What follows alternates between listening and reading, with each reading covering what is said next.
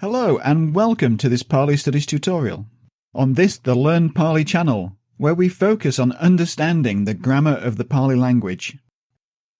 Now, in a previous tutorial, we looked at how the passive voice is formed in the English language.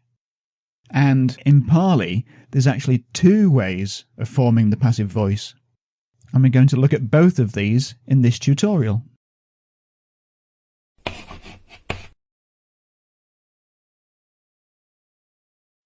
In the previous tutorial, we looked at the paradigm shift required to understand the passive voice in English.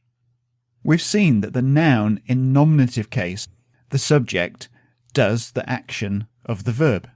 And this is true, but only in active sentences. In a passive sentence, the action happens to the subject. That is, the noun which appears in nominative undergoes the action of the verb.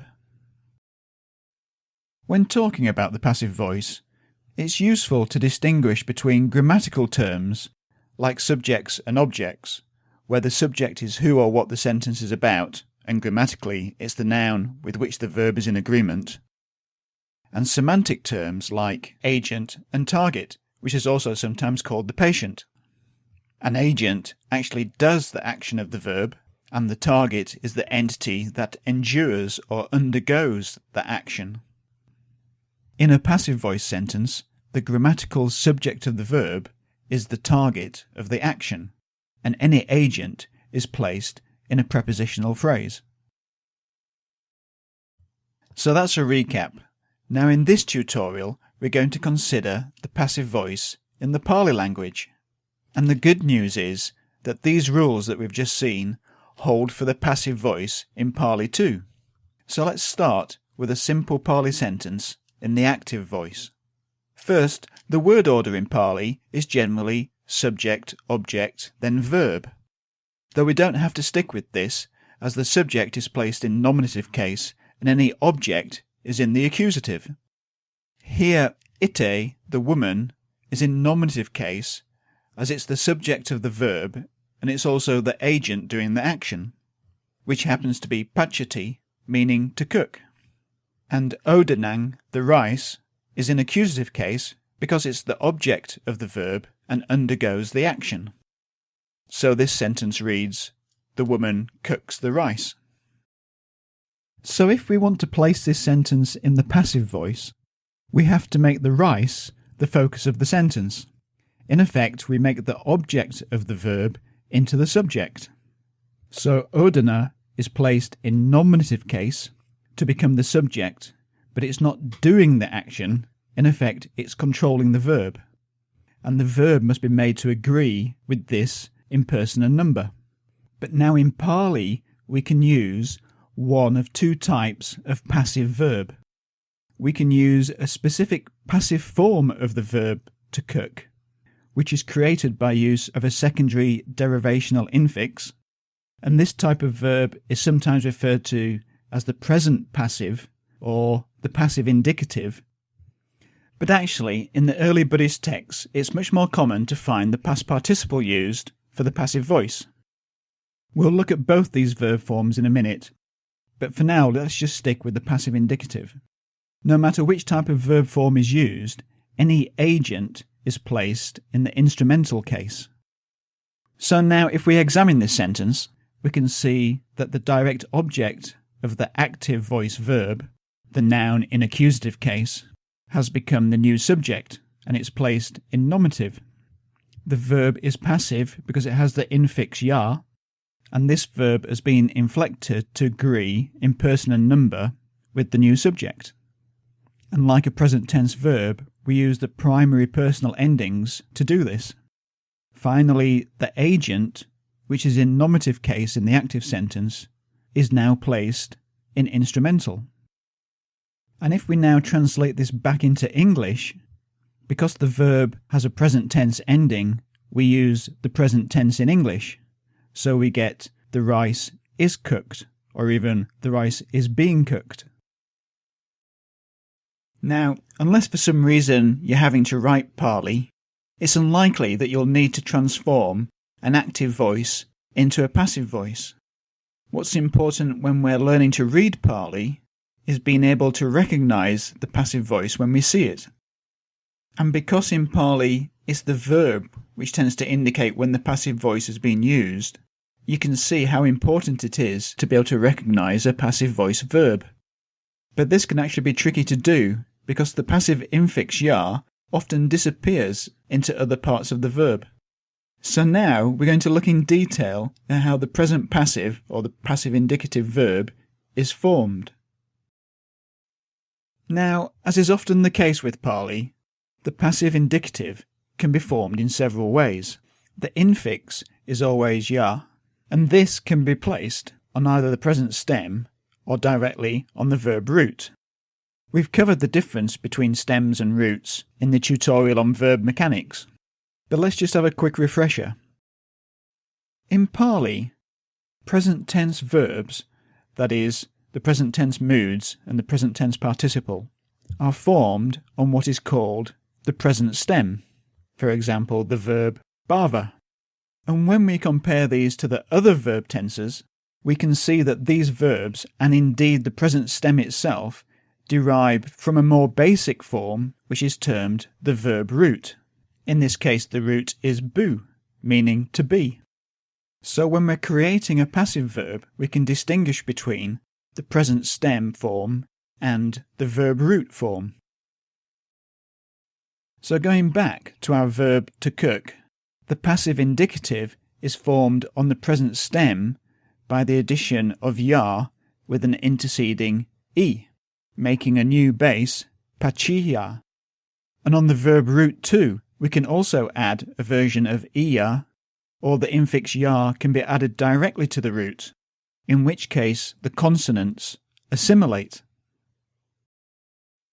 Because Pali is a phonetic language, meaning that it's spelt how it is spoken, we often get the contraction of sounds, and therefore of spelling. When two dissimilar consonants meet, the result is often a single sound, and this is called assimilation. In Pali, when the second consonant is a y, the result is often a duplication of the first consonant, the exception being t, which becomes ch, and d, which may become j. Another effect, which happens when ya is added to a h or an r, is called metarthesis, and this simply means that the two consonant sounds are swapped around. Metarthesis happens in English too. For instance, we say prescription instead of prescription, which is how it's spelt. So now if we look at some other passive indicative verbs, we can see how that passive infix ya, especially when added to the verb root, tends to disappear because it's being assimilated, often resulting in a doubling of the consonant. To these new passive bases, we still have to add a personal ending so that they will agree with their subject in both person and number. Theoretically, it's possible to add any verb tense to the passive verb base, but in practice, the only ones we find in the early Buddhist texts are those of the present indicative, which can be added to both the present stem form and the verb root form, the present participle, and some aorist and a couple of future forms. Let's now look at these last two in a bit more detail. To form the passive future base, we take a verb root and add to it the passive infix ya, and then to this we add the future infix issa. Finally, we add a primary personal ending to indicate person and number. So in third person we get it will be cooked. And a past tense or aorist passive is formed by taking a verb root, adding to it the passive infix ya to create a passive base, and then to this an aorist ending is added directly. Again, in practice, only the third person endings are found in the early Buddhist texts. So if we take the third person plural, we get they were cooked. So that's the present passive, or the passive indicative verb. It's actually fairly infrequent in the Pali Suttas. Much more common, like in English, is the use of the past participle. Now there'll be other tutorials on the use of participles, so I'm only going to cover them here briefly, so you can see how they work with the passive voice. Participles are curious things. They're part verb and part adjective. They're based on a verb root, and so convey tense and voice. But unlike verbs, they then decline in gender, number and case, and so behave like an adjective being made to agree with their subject in gender, number and case. They can be formed on either the present stem or more commonly the verb root with the addition of the infix ta. When this is placed on the present stem, a preceding I is added, whereas when added to a root, if the root ends in a vowel, ta is added directly without any change. When the root ends in a consonant, ta may be joined by the means of an interceding I, or it may be assimilated, and unlike ya, it's generally the t sound which is duplicated. But to save time, I'm not going to go into that here. And finally, roots ending in r, n, and sometimes ng generally drop this final consonant before directly taking ta. These bases are then declined. And this is the major difference between a verb and a participle.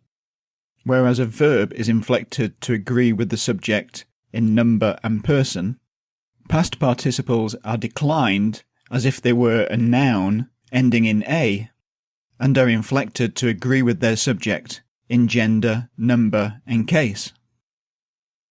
So, in a passive sentence, the subject will always be in nominative case, and so the past participle too is always in nominative case, and so then takes an ending to match its subject in both gender and number.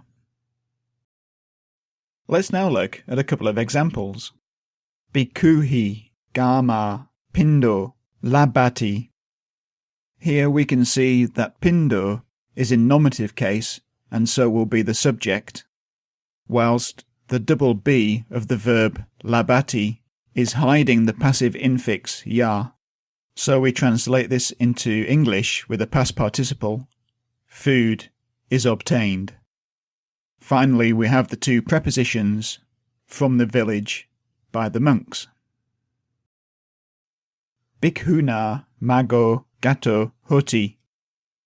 Here, mago, the path, is the subject, and gato, the past participle, agrees with this subject and is reinforced by the verb hoti, meaning to be. So literally this is the path is gone, and the agent is in instrumental case, so the path is gone by the monk. And finally, Evan me sutang. Hopefully you recognise this as the opening statement to many sutas. Evan is an adverb meaning thus or just so. And if we translate this word for word, we get thus by me was heard. There's no specific subject, so we can insert the word it. And rearranging we get thus it was heard by me. Okay, so that's a quick look at the passive voice.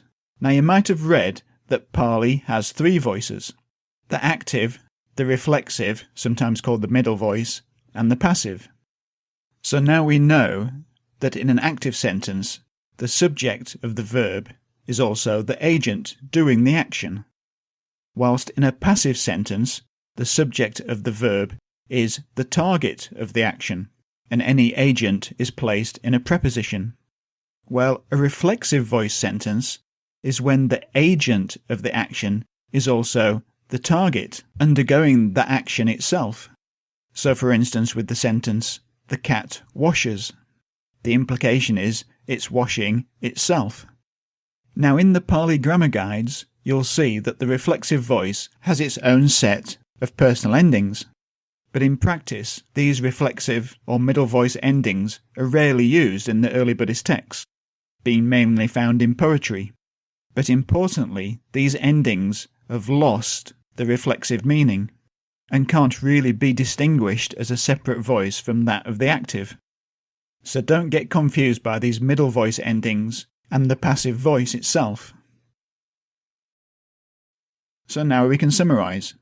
In a passive voice sentence, the grammatical subject is the target of the action, and this subject is always in nominative case, whether the sentence is active or passive. And in a passive sentence, this action will be expressed by either a past participle in nominative case or a passive indicative verb. And of course, any agent of the action is in instrumental case. Well, thank you for watching. I hope that helps with your studies. Let me know in the comment section below how you're getting on with Pali. If you haven't done so already and you enjoyed this video, then feel free to subscribe. And here are some more tutorials in which you might be interested.